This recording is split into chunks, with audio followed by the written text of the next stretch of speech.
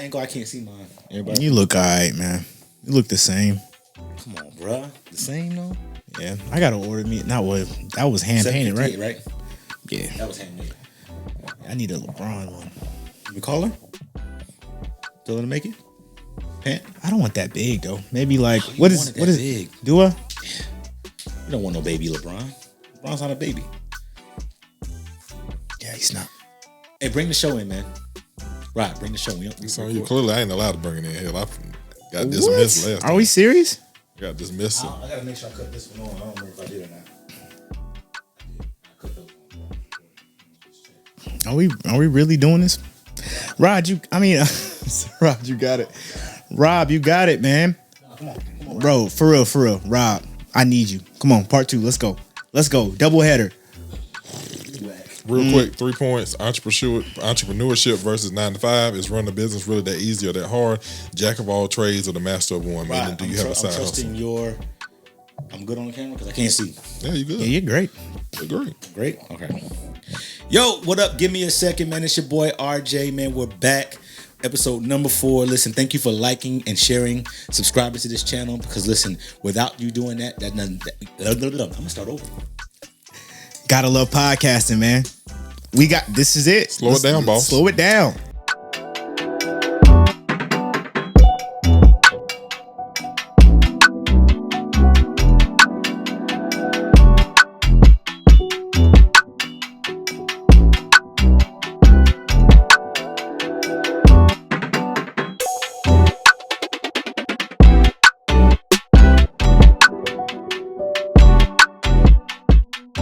Yo, what up? It's your boy RJ. Thank you for liking, sharing, and subscribing to Give Me a Second podcast.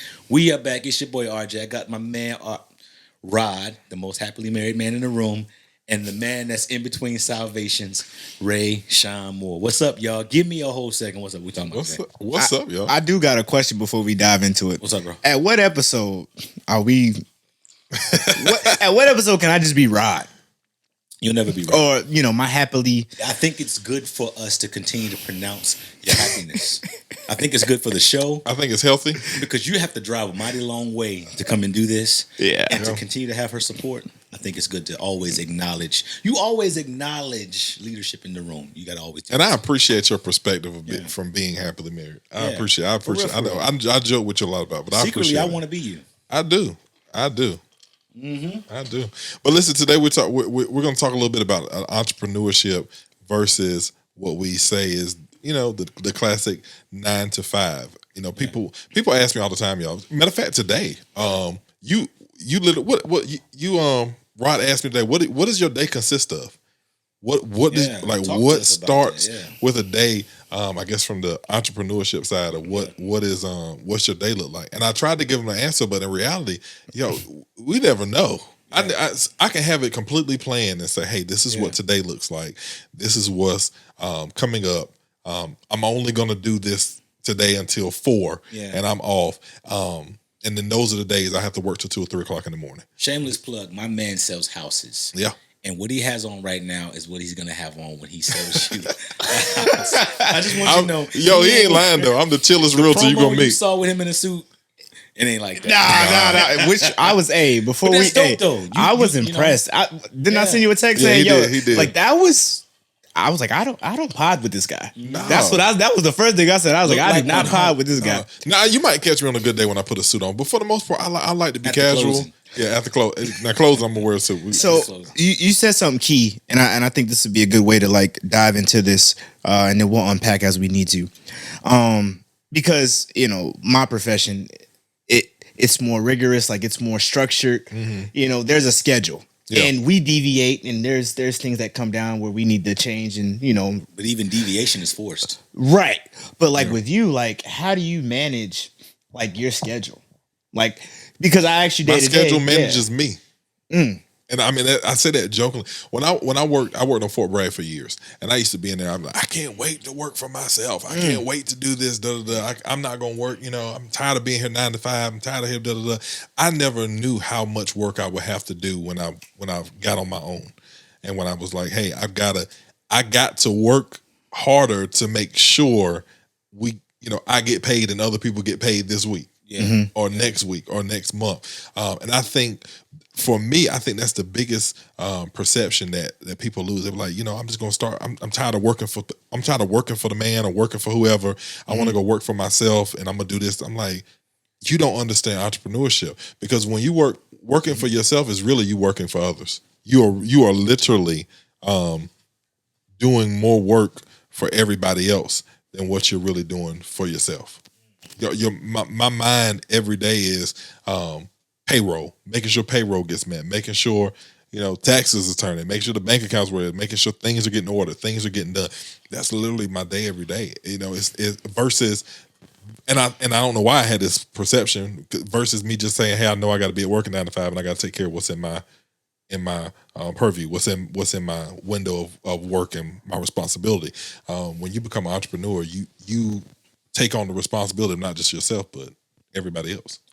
I was watching my timeline rather, and I saw a post that said when you're an entrepreneur, it's no longer you're working 8 hours a day. You're working more like 12 to 16-hour days, and 12 hours on a good day. Yeah. Because when you're not working, let's just say you cut it off at 12 hours, but hours 13 through 16 is vision casting, and marketing, and soliciting, and hiring, and reviewing the records. This is the other part. There's a level of pain that's connected to it when you don't see the success initially. Yeah. That's all collected in that 16 hours. And then you still got to find time for family. Then you still got to find time for you. You know what I mean? And so if you're not really built for it, you can go into entrepreneurship and you can take yourself into a space of suffering before it's time. You know what I mean? Because that's an animal that you have to be a special person. You have to be able to lead, work, and have vision all at the same time. You really just hit it on the head.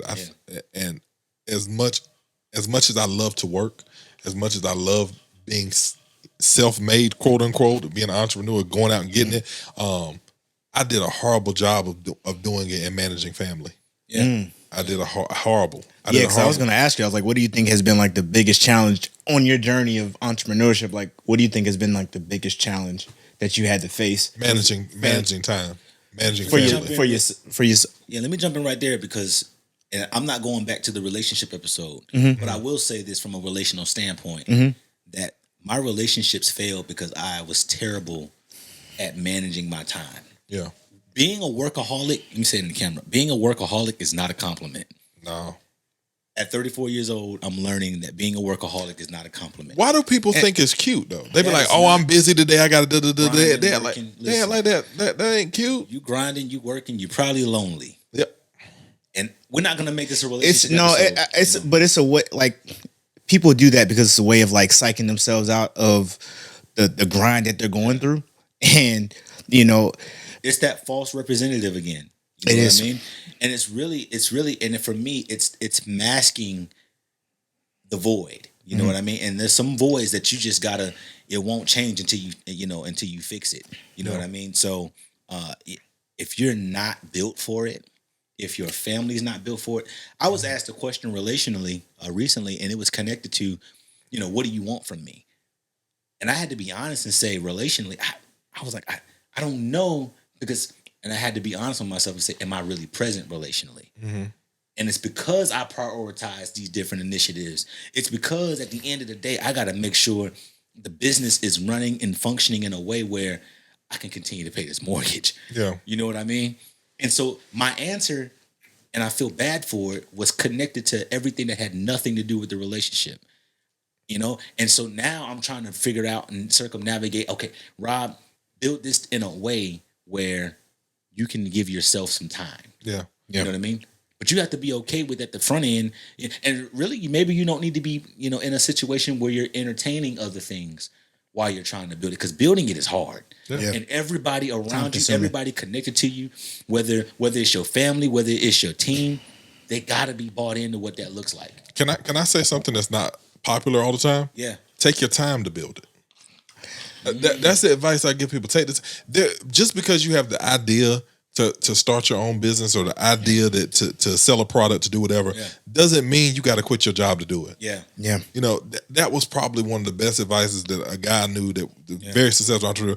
I was like, I'm gonna get off my job and I'm gonna go do today. He's like, whoa. You're gonna stay on your job until your hustle affords you the ability to leave that job. Listen, Rod gave my dad a shout out last episode. Our dad. I don't know why I say mine. We got the same daddy. Gave his y'all. dad. We got the same daddy, y'all. But he said it's easier to get a job when you have one. So I would leverage to say it's easier to start a business when you have something to fall back. When your business is how you really eat, when your business is how, the lights stay on, it's a totally different grind. And I'll go as far as to say this, people talk about grinding, but what I'm learning about the grind is that you burn yourself out. And when you burn yourself out, even if you've made all this money, can you really enjoy it because you're tired? Yeah. And I mean, and going back to, what Rayshawn was saying, but like, don't rush it. A lot of times when people start rushing it, another element of it is when people see those small wins along the way. Yeah. When you see that small win along the way, you're like, oh, yeah. Well, we saw this fast. Yeah. All right. Well, let's double it. Let's go harder. Let's go. Yeah. Let's add more. Let's do this. Let's do that. Yeah. And then now you haven't even experienced that first loss yet. Yeah. And a lot of people don't. When being an entrepreneur, when investing, all of that, there are losses. You assess the energy and the drive in the room when you experience that first loss. Yeah. Can you attest? Can we attest? Yes. You know what I'm saying? We had several conversations. Me and him, we invest together, right? Not getting too full in the weeds, but like we invest together. Yes. And shout out to Net Trade. Look, shout out to Net Trade. And I was getting phone calls from him because we had got in at the top of the market and it bottomed out. We're not at zero. Yeah. But it bottomed out, and we were on a trajectory where we saw a little win, and it was like, oh, okay, cool. And I remember, I'll never forget this. This is something that I'll carry with me as long as we continue to do this. But we were in a position where I could have, not so much taken profit, but I could have minimized the loss that we endured had I just, not been so greedy, because we saw that small bump. And it was just, and I remember he asked me, he was like, hey, why didn't you just, pull out what we had and just, put it in a stable? And I was like, I don't know. But then you find out who's really with you when those losses happen. And I love what you just said. I think at the end of the day in entrepreneurship, people celebrate you, right? And you're going to always be the topic of someone's positive conversation. But what happens when you're the topic of someone's negative conversation? Yeah. How do you really handle that? You know what I mean? And so we've been able to posture ourselves, have those conversations, open dialogue. But I think those losses really tell you who's shooting with you in the gym. Yeah. You know what I mean? And then the other part about it is like, it's one thing to DM me. You know what I mean? But it's another thing to like really endorse what it is that I'm doing. Like, where's the, is there, I shouldn't say where, but is there a real support system for entrepreneurs? I think they need that. Yeah. I think there needs to be a support system for entrepreneurs, man. Hold on real quick. Shout out to everybody who is, being an entrepreneur, man. I just want to make sure I leverage that. How many shout outs is that? That's three? That's two or three already. Two? Okay. If you're running a business in any way, shape, form, or fashion, listen, we're going to post this on the YouTube channel. It's going to be on the Facebook. This is the moment where you shout out your business, man. We want to connect with you guys, man, and give you homage and praise. Go ahead, Marshawn. My bad, man. No, I was gonna say, it's hard for me. I'm gonna tell you why it's hard for me. It's because I hear a lot of people that say that whole thing about the support. We need support. This is gonna hurt. It's gonna hurt a lot of people's feelings. We need the support and all that stuff like that. But it's hard to support. It's hard to support a product that's not good. It's hard to support a product that wasn't well thought through. It's hard to support a product that I don't think is really gonna work. It's hard to support a product that is your 8th venture that you just keep popping up stuff that you ain't put time in. Wow. That is when support becomes difficult, and when you feel like, oh, people don't share my stuff. People don't. Well, this is your 8th business this year, and we can't and I know people ain't gonna agree with me with that. And I understand that. But you got to show some level of consistency to what you're doing. If you are selling bracelets, please sell them bracelets so your arm fall off. Do not sell bracelets today, and then tomorrow you're a barber, and then the next week you're selling insurance, and then the next week you're doing net trading, and then the week after that you got a car wash in the backyard. Yeah, it's hard. I know that's hard. I gotta jump in because I wouldn't be being honest if I didn't say today. Even today, I had to get to a spot where I said, okay, I talked about how I do multimedia, right? Yeah. But for me to be my best, okay, this is where you talk about the jack of all trades, master of one. Yeah. You know what I mean?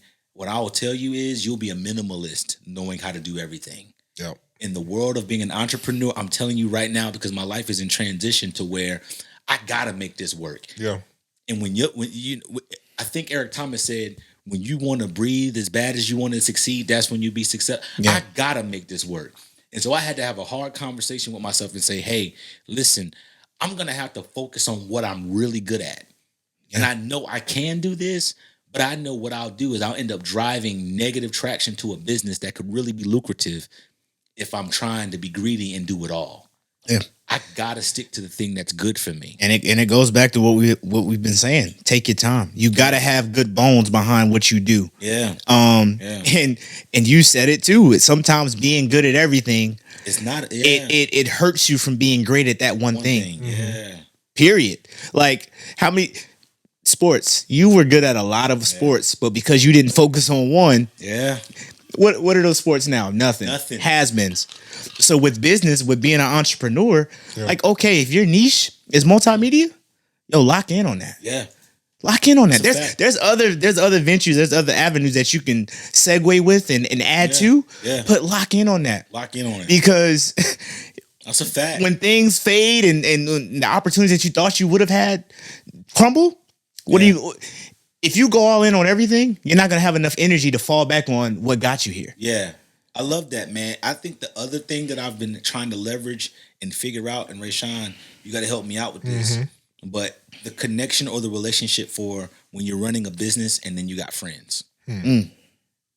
I've had to really, and I'm having to really figure out the difference between, and I'm learning that friends that value you will pay for your services. Everything ain't a hookup. Break that down like a fraction. And so the thing about it is that I believe people support you to an extent until it's time to pay. But supporting you and valuing you are two different things. Okay. And at the end of the day, shout out to again Rayshawn. He's on the show. But there's elements of support that we had to give each other, and so like it's one thing to be like, yo, my man got this going on, but it's not until I show up. Yeah. To where we're like, hey, but do you support me, but do you value me? Yeah. A share goes so far, but do you value me? Yeah. Okay. So I do videography, I do photography, and I understand that you support me, you're sharing my content, but when you ask me in my DMs to do a project for friends and family discount, not even for that, for free, because you know me, because I've been rocking with you X amount of time. Yeah. And I want to make sure I'm clear. Trading a thing for a thing don't keep the lights on. Yep. You know what I mean? And so I think the hardest thing for me, and I had a friend teach me this, and I value him as well. I think what helped me with him is that I never asked him for anything for free. And in turn, when it was time for him to need my services, the respect was the same. You know what I mean? And I think that, we have to get after not only supporting, but we have to value our friends. Yeah. Because we're your friends, don't mean I need to get something free out your store. Yeah. And a lot of times, if you have that mindset, if you're like, look, I'm going to pay you anyway. Yeah. The blessings come down and you end up getting that. You know what I'm saying? But I want to remove that. I'm going to pay you anyway. Let me hear me out. Because I want entrepreneurs to get away from the fact of even offering the service for free. Yeah. Because what you're speaking to is an entrepreneur who offers the service and you're like, no, I'm going to pay you anyway. I want the entrepreneur to break the spirit of thinking that because they're your friend, that you can't charge them. No, because you're saying that, I'm basically saying that's a favor. That's not what I'm saying. What I'm I'm not saying, saying that you're saying that. I'm saying that when you said it leveraged my thought to say, yeah, because I've done that. yeah, cover all bases for sure. I've But that's done not that. what I'm saying. But like a lot of times, somebody that's already made it and they see that you're grinding, they see that you're working.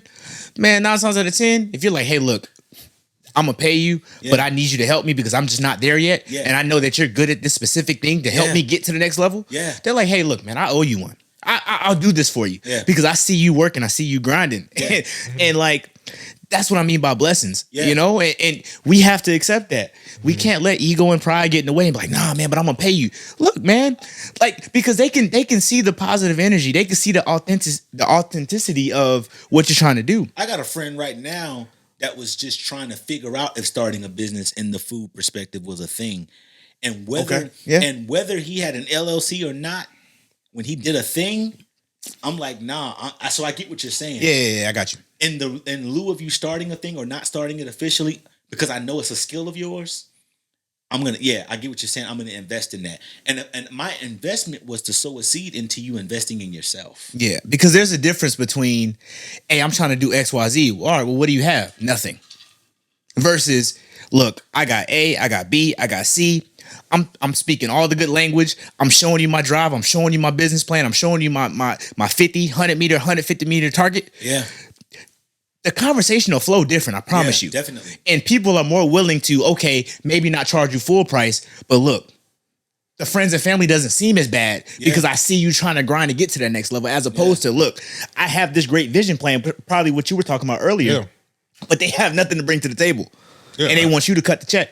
Yeah, I don't mind investing in someone when I can see the fruit of what you've done before. If I can see, kind of where you've put the work in, like what you're saying, it's almost what you're basically saying is almost like right now. If I went to the bank and told the bank I need a $10,000 loan for a business, they're going to say, let me see your profit and loss statement. Let me see what your plan is, what your business plan is. Let me see where you're going. Let me see what you've done good. They want to. They're not. You're not just gonna go in the bank and say, "Hey, I need a loan and just give me some money, help me out." They're gonna say, "No, I need to see what you've done before. I need to see some other things." So I think when it comes to a group of when it comes to this entrepreneur space, and when we're looking at these different at the different people that are producing and that are in social media and doing these things, we need to look at like, hey, what have they done recently? What's working and what doesn't work? I think entrepreneurship is beautiful. I'm probably, like you said the other day, you devil's advocate. I don't want people to think I'm always coming at it from the negative standpoint, but I just want people to know that it's not just all sunflowers and daisies over here. It's tough. There are many days. There are many days where I really sit and I'm thinking, yeah, I'm going back to work. Like I'm about to find somebody's 9 to 5. I got to go do something else, because not only it's just a heavy weight, because there's been plenty of days I didn't know how mortgage was gonna get paid. Like you said, I don't know how payroll was gonna get done. I don't know how credit cards was gonna get paid. Mm-hmm. I done gave everything I had to something that didn't work. I mean, there have been many days where when I knew that when I worked for someone else, I didn't have those responsibilities. I didn't have that weight, even though it was frustrating and got tired of going to work every day at 9 to 8. Well, I haven't had 9 to 5. I had 8 to 5s. That 9 to 5 must be nice, but I had 8 to 5s. Yeah. I never worked 9 to 5, 8 to 5. This man want a cookie? I mean, hey. No, but I just ain't never had a 9 to 5. That's bank hours. I ain't never had bank hours. I had 8 to 5. I interviewed for a job today, and it said 8:30 to 5:30, and I looked at my watch. Woo, that's a long time. 30 on the front, 30 on the back. Actually, no, that's a long day. Yeah, that's a long day. My math is off. I'm gonna ask you all a question. Do you all? And I had this conversation with someone, and you all can say yes or no. And do you all feel like what we call influencers now should be categorized as entrepreneurs? Yes. Let me wait. Well, yes. I don't want to say wait, because if that's your opinion, explain that. Behind the camera is what we don't see. Mm-hmm. There's a vision board to everything. I get it. To the natural eye, it looks like, hey, I'm just pressing record, but it's really not that. A lot of times, people are having a vision board. They're having a plan as to where they want to get to, goals, whatever. But there's more elements to just pressing record, doing something funny, or saying something motivational, or whatever to get paid. Like, there's more elements that you have to unpack to get to that point, as opposed to just So I'm going to tackle the question from a different perspective. You said, should content creators, to a certain degree, I think that's what you were talking about, should they be considered entrepreneurs? Yep. And I'll say, because I am a full-fledged content creator, and we're literally building from the ground up. I have to say it this way: until your passion, until your hobby gets you paid, no. But you're still a brand, though. You're a brand, but until you receive an invoice for what you have a hobby for, until you receive an invoice for what you have a passion for, it's strictly a hobby. It's a passion.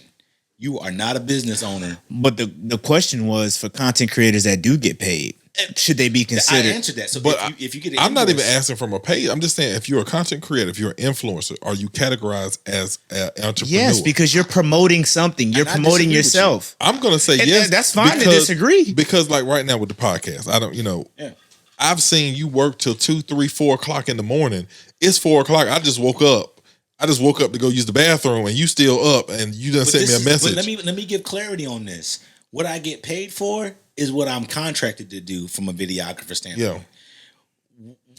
This It's a hobby right now because this is a passion. Yeah. So because in hopes of if podcasting was my total brand, then no, I'm not an entrepreneur because I don't make money from this yet. Shout out to y'all for liking, sharing, subscribing to Give Me a Second podcast. We thank y'all for that. Do the like, share, comment so he can get paid for it, so I can categorize him as an entrepreneur of podcast. But hear me out. I'm talking. We're not gonna always agree because I don't agree with you. I'm talking about, and I'm talking about you, and I don't agree with you. Fine. Yeah. But what I would tell you, the thing that pays me is what I do for other people. Yeah. So when I solicit myself as a photographer, when I solicit myself as a videographer, that's what pays me. Podcasting doesn't pay me. It's a hobby. It's a passion. It's something I love to do. I think we have great conversation. Yeah. But until it pays you, you're not a business owner. Well, the only reason I'm gonna say I don't. The only reason I'm gonna say I don't agree with you. I'm not asking. Is it a successful business yet? I'm asking you, is it a business? Are you an entrepreneur? Are you an entrepreneur? Look. No, but I'm saying that because even when we talk about business in general, they'll tell you most businesses don't see a prophetic moment. This shall be a successful business. Shall be y'all successful. will like, y'all will share, y'all will subscribe. There I believe you go. that, and Didn't I you know just it's going preach to on happen Sunday? by the end of this year. Can you preach that, Ray? By the end of this year, money is coming to this podcast. Money is coming to you. You guys are liking, sharing, and subscribing. But no, and I understand. Hold on, this is what I'm about to say though. It's because they tell you when you open a business that for the first 5 years, most business don't even clear a profit. It's complete loss. I love that. It is complete loss. It is very rare that a business opens and they start seeing profit or they start seeing invoices actually being paid. It is years of it. Even for me, doing real estate, before I ever sold a house or made money from a house or any other businesses that I started, there was so much I had to put into it. Yeah. We always talk about real estate. We're like, taking that test, the test is hard. Y'all, let me tell you something. No lie. Yeah, I heard. But even you got to pay. You got to pay for the test. You got to pay for the class. You got to pay for your license. You got to pay for access to the MLS. You got to pay for. It's a list of stuff you got to. You be looking like, well, I'm $3,000 in. Didn't realize how I got here this quick. Yeah. There's all these things that you have to pay for. Yeah. That doesn't mean I'm not an entrepreneur in it yet. I believe you're an entrepreneur the first moment you make an investment. Ooh.